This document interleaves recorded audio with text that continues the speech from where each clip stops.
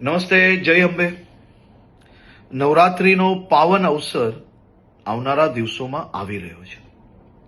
માં અંબાની ભક્તિ અને શક્તિમાં રંગાવા માટે ગુજરાતના સૌ નાગરિકો તૈયાર થઈ ગયા છે. નવરાત્રીના આ પાવન અવસરે સૌ ખેલૈયાઓ દિલ મૂકીને માં અંબાની ભક્તિ અને શક્તિમાં રંગાઈ શકે, ગરબે ઘૂમી શકે તે માટે ગુજરાતના મુખ્યમંત્રી શ્રી ભૂપેન્દ્રભાઈ પટેલના માર્ગદર્શનમાં ગુજરાત સરકારે છેલ્લા અનેક વર્ષોથી નવરાત્રી મોડે સુધી રમી શકે, સાથે સાથે મોડી રાત સુધી નાના નાના વેપારીઓ, ફેરિયાઓ અને જે લોકો દરરોજ આ કામ કરીને એમનું પરિવાર ચલાવે છે, તેમનો ધંધો રોજગાર ચાલી શકે તેની બી ચિંતા કરવામાં આવતી હોય છે.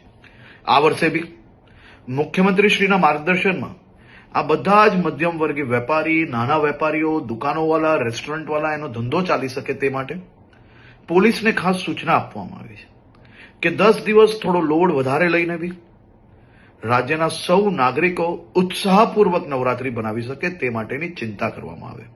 સાથે સાથે સૌ ખેલૈયાઓ અને આયોજકોને બી વિનંતી છે કે આપણું મ્યુઝિક, ડીજે, બેન્ડ આ બધું આપણા જ આજુબાજુમાં રહેતા લોકો, અગર હોસ્પિટલની બાજુમાં આયોજન કરતા હો તો ત્યાં આ બધી જ જગ્યાઓ પર લોકો બીજા જે ત્યાં રહે છે તે હેરાન ના થાય તેની બી જવાબદારી આપણી છે.